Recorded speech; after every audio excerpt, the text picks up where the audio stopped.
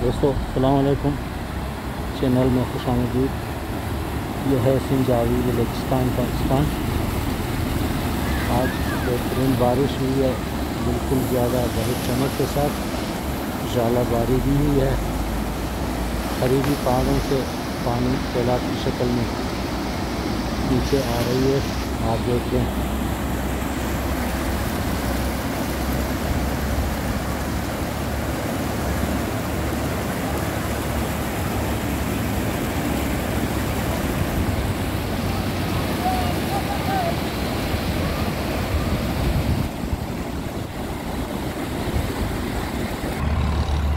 यह है पुल के नीचे से गुजरता हुआ पानी।